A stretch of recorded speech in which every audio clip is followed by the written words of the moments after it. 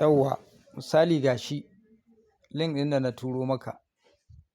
sai na ce ka kwafa gashi kwafi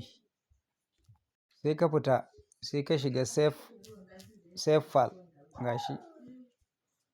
daidai nan wurin explorer na ce ka taɓa ga explorer nan ka taɓa sai ka zo daidai nan search draft sai ka taɓa wannan abin da ka kwafo sai ka pasting ana ka gani checklist.org sai kai picking kai type zai baka wannan confirm sai ka saurare shi nan wurin na ce ka zo ka taɓa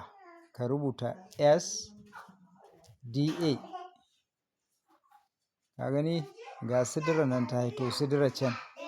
sai ka tura sama nan haka ka ga sidira can sai ka ɗan tura daidai nan inda aka ce connect sai ka taɓa gashi ka taɓa sai kai confirming kana confirming shikenan zaka fita kaga dama ma ka rihe save file ɗin ka sake buɗe ta ka sake buɗe save file ɗin gashi ko sai ka jira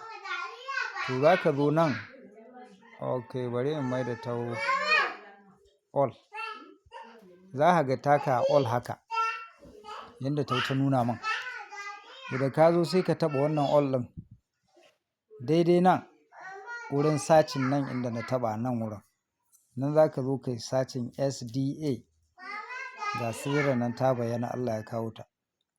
to kai sidira kaɗai za ka gani nan saboda ita kaɗai ce coin ɗin da kake da ita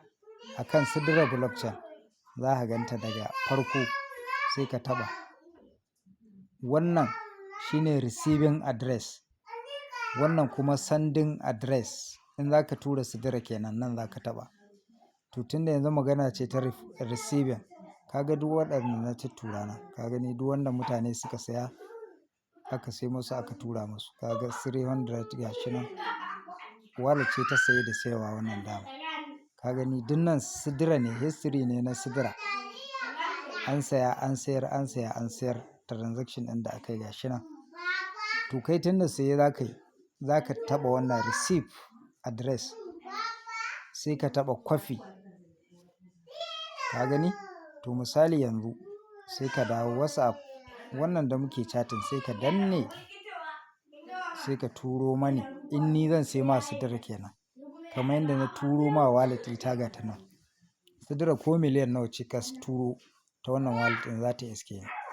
to haka na ce ka yi yanzu ka turo man wallet ɗin ka in gani